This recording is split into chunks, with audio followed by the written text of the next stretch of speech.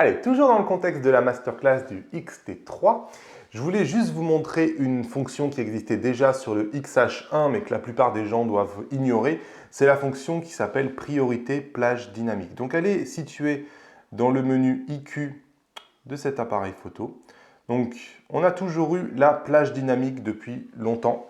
Donc j'ai fait une vidéo complète qui vous expliquait la plage dynamique que je vous mets en référence en dessous de cette vidéo. Donc ici, je ne vais pas expliquer ce qu'était la plage dynamique. Je vais juste revenir sur la priorité plage dynamique. Souvent, il était attribué aux Fuji de ne pas être capable de faire des photos HDR. Malheureusement, ils ne sont toujours pas capables de faire des vraies photos HDR.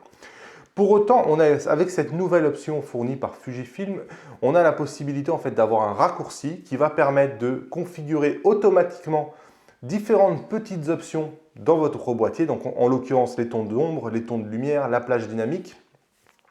Et on va cumuler leur action individuelle pour arriver à une photo dont le développement sera proche d'une photo HDR.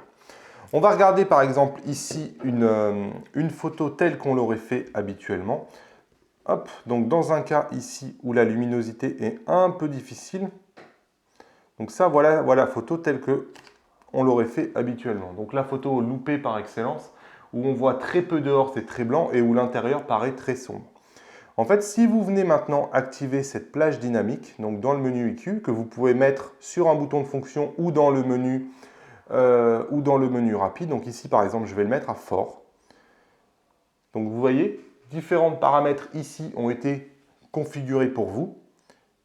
Et maintenant, je prends la photo. Hop. Et vous voyez, on a quelque chose qui va ressembler à une photo HDR. Donc on est parti de ça. Donc une photo typiquement avec une plage dynamique beaucoup trop élevée, donc qui crée des zones très sombres et des zones très claires. Donc c'est la photo ratée par excellence. Et grâce à cette option-là, on a quelque part quelque chose qui va ressembler à une photo HDR, puisqu'on a les zones d'ombre qui sont plus si sombres que ça. On voit vraiment les détails qu'on ne voyait pas ici sur la peau du mannequin, on les voit bien ici.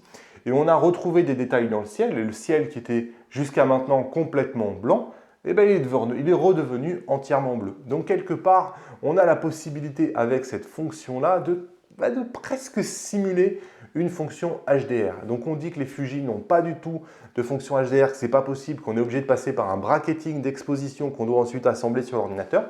Mais avec cette fonction-là, il faut savoir que le Fuji peut aussi faire pas mal de choses. Et il y a beaucoup de gens qui me disent « Oui, mais la dynamique de mon Fuji, elle n'est pas bien. » En fait, ils parlent du JPG. Et cette option-là, elle leur montrerait que les RAW du Fuji, ils sont très bien. Ils ont plein d'informations. Encore faut-il les utiliser correctement. Donc cette fonction-là, le XT2 ne l'a pas. Donc ici, je le fais dans le cadre du XT3. Le seul qui a cette fonction-là, en plus du XT3, c'est le XH1. Voilà ce que je voulais vous montrer dans cette vidéo. Donc la masterclass du XT3, elle est disponible sur classe-fuji.com.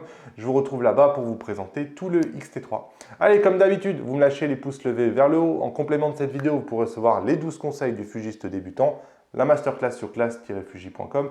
Dites-moi en commentaire, est-ce que finalement cette fonction-là, ça ne fait pas un peu une fonction HDR? C'est pas si mal. Est-ce que vous voudriez que ça arrive sur le XT2? Est-ce que ça vous serait utile? À bientôt dans une prochaine vidéo. Salut!